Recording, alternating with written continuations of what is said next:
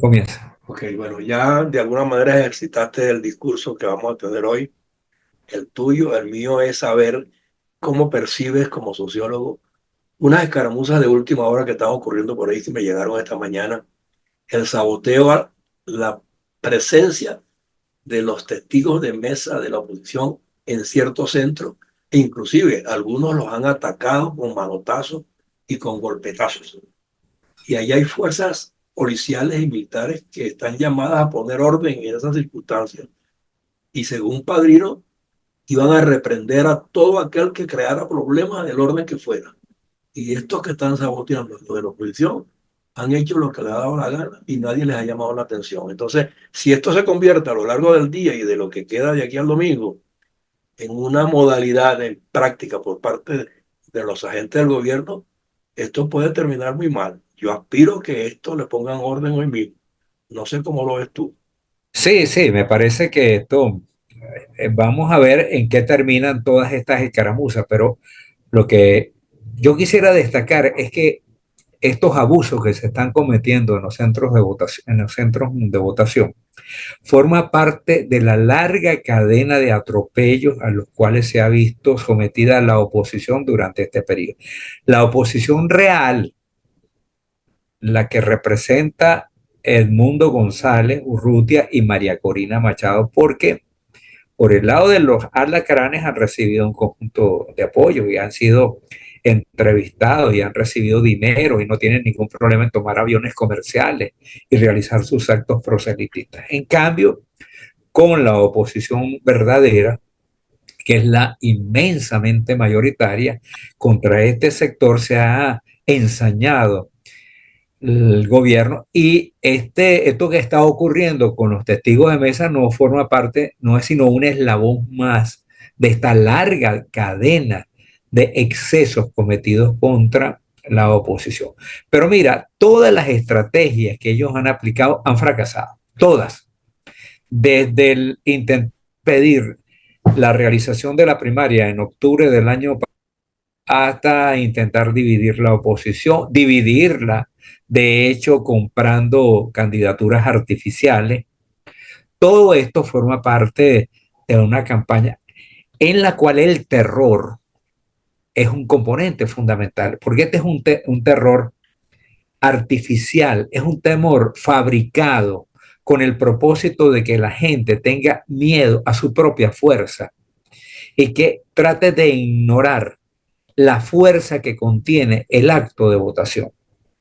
Y bueno, también ha fracasado. Ayer el acto de Caracas, para el cual pusieron todos los límites que uno se puede imaginar, trancaron vías, impidieron el acceso al metro, hicieron, cometieron todos los abusos que el poder puede cometer. Le fracasó, la Mercedes se desbordó por todos lados, se hizo pequeñita la avenida principal de las Mercedes, porque la gente no solamente acudió masivamente, sino con un entusiasmo que contagiaba. Era una emoción, un deseo de cambio y una voluntad de cambio, bueno, que a muchos ya habíamos visto lo que había ocurrido en Maracaibo, en Valencia, en Maturín, Puerto de la Cruz, Barcelona, pero verlo aquí en Caracas y con sectores, con todos los sectores sociales, porque no fue la clase media acomodada la que se movilizó ayer y la que caminó kilómetros, no, era la gente de las barriadas populares que hasta hace muy poco tiempo estaban en las filas del chavismo. Ahora no, ahora es un movimiento popular que nace desde sus propias bases y que ha venido avanzando desde el interior de la República, desde la periferia hacia el centro. Entonces, ese tipo de atropellos, como el que tú cuentas, hay que ubicarlos en sus justos términos, porque no van a tener impacto. Ellos van a tratar de crear un clima de terror, de zozobra, ya de miedo, incluso de pánico, pero no lo están logrando, porque mira, cuando un pueblo se decide a cambiar, no hay fuerza humana que lo detenga. Y eso es exactamente lo que estamos viendo en Venezuela. Y eso, más importante aún, lo está viendo la Fuerza Armada Nacional Bolivariana. Y a ellos, estos días, estas horas finales, hay que redoblarles la exigencia de que cumplan con el deber constitucional de cumplir con la Constitución, de cumplir con la ley orgánica de procesos electorales y con respetar y hacer respetar la voluntad del ciudadano. Esa es la clave, hacer respetar. Por eso mi preocupación hoy cuando veo las escaramuzas en Ciudad Ojeda, en Maturín, en Anzoátegui, que se producen unos escarceos afuera, inclusive hasta golpes. Y la Fuerza Armada destacada allí Sí. no interviene ni siquiera para ponerle orden a la situación. Y ocurre con las puertas del centro de electoral cerrado, pero es afuera porque a los representantes y testigos de la oposición no los dejan acceder. Y él debería estar allí para decir, tienen que entrar. La fuerza debería, no, tienen que entrar los dos. Si ustedes están adentro, ellos también tienen que entrar porque son testigos y están acreditados. ¿Por qué no se produce esa manifestación de los cuerpos policiales o el que esté representando allí a la Bueno, autoridad? mira, yo creo que hechos de esa naturaleza, que son hechos aislados, porque recordemos que hay 16.000 centros de votación, hay unas 30.026, algo así, ¿no? 30.000 mesas de votación. Entonces, eso va a ocurrir por la filosofía. Bueno, creo que filosofía es un nombre demasiado pomposo frente a lo que hace esta gente. Frente a esta política deliberada de crear terror y ejercer terrorismo de Estado. Eso es terrorismo de Estado, porque utilizan a fichas, aunque sean civiles, que sean civiles normales y corrientes, sean ciudadanos normales y corrientes, lo hacen con la complacencia del Estado. Y esa es una forma de terrorismo de Estado. Pero esto es muy particular, esto está focalizado en algunos cuantos sitios, pero creo que el chavismo no va a poder modificar el estado de ánimo que existe en el país, José Antonio. El estado de ánimo que predomina en todo el país, desde Maracaibo, desde Cabima hasta Carúpano y desde Valencia o desde Falcón hasta Amazonas, pasando por la región central, es que vamos a realizar elecciones, vamos a cambiar el gobierno por la vía electoral y la transición va a ser pacífica. Ese es el ánimo que ha tomado el alma de los venezolanos. Y esto no lo En van a eso hemos modificar. estado, en eso hemos estado esperanzados ustedes allá adentro y nosotros aquí afuera también. A lo ¿Mm? mejor nosotros lo estamos viendo afuera y nos preocupamos porque tenemos 25 años esperando que la democracia vuelva.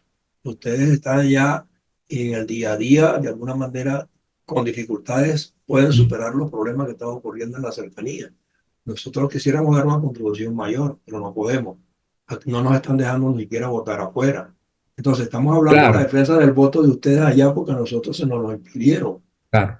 Y así como nos lo impidieron a nosotros de forma tan arbitraria, tan notoria, frente a la comunidad internacional, o sea, preocupa que adentro no lo puedan impedir también a los que vayan a votar de manera normal y tengan ese ánimo.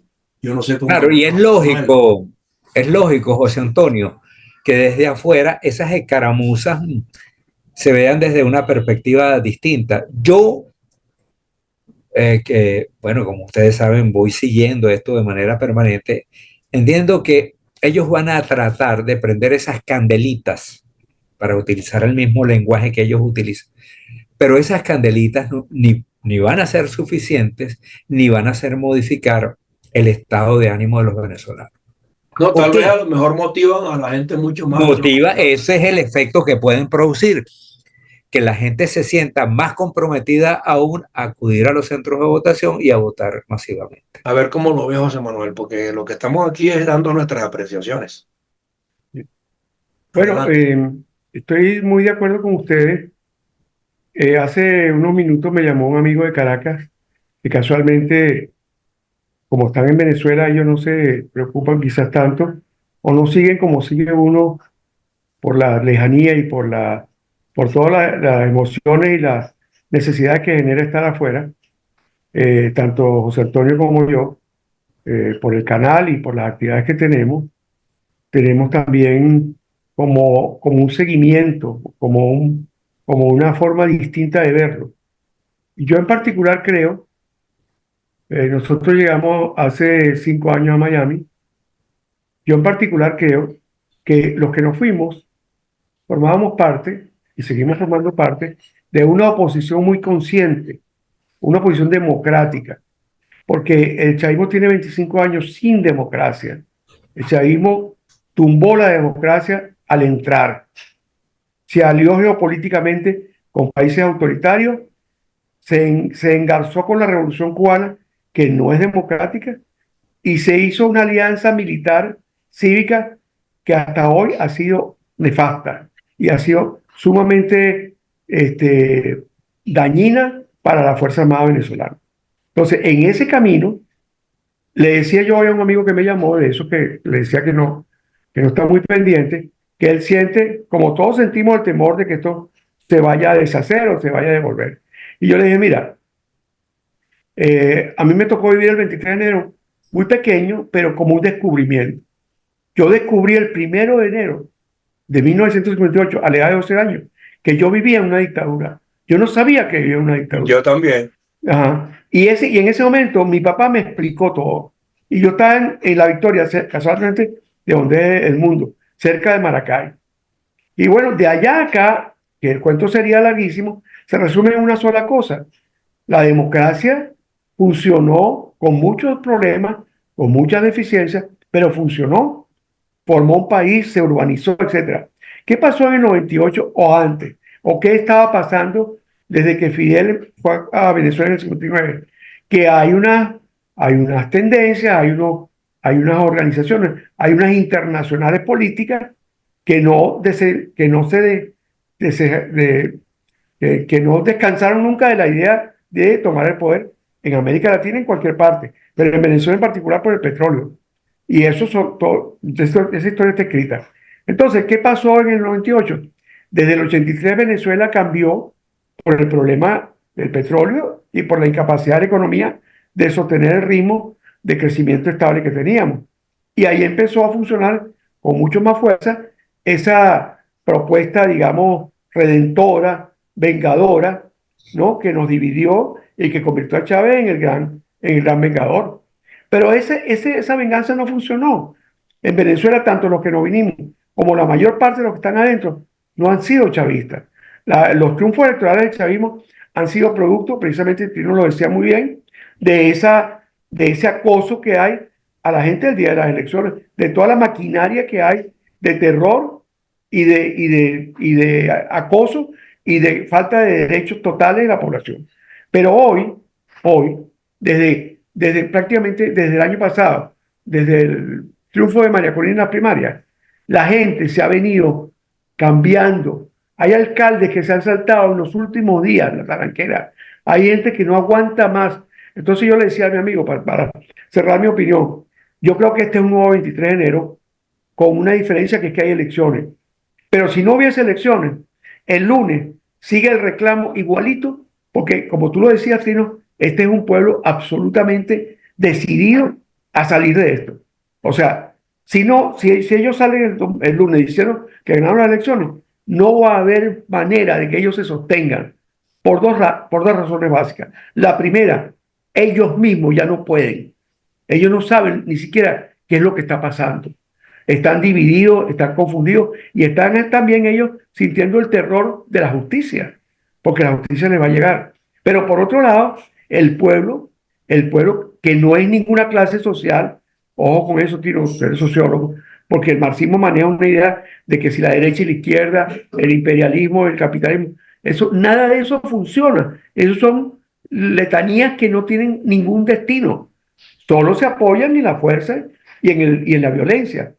Pero el pueblo venezolano no es rico y pobre, derecha y izquierda. El pueblo venezolano somos todos. Y ese pueblo que somos todos, incluso los 9 millones que estamos afuera, está totalmente unido.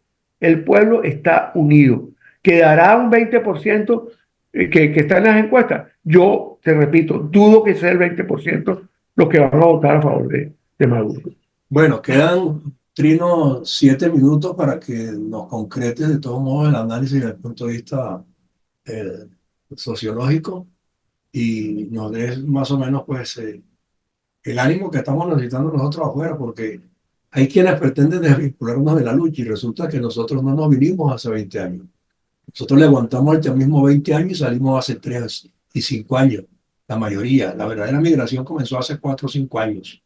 El resto del tiempo los venezolanos que están afuera estuvieron dentro intentando sobrevivir, intentando recomponer sus cosas, ponerle orden a lo que el régimen le quería arrebatar, que se lo arrebató en gran medida a cada uno de nosotros.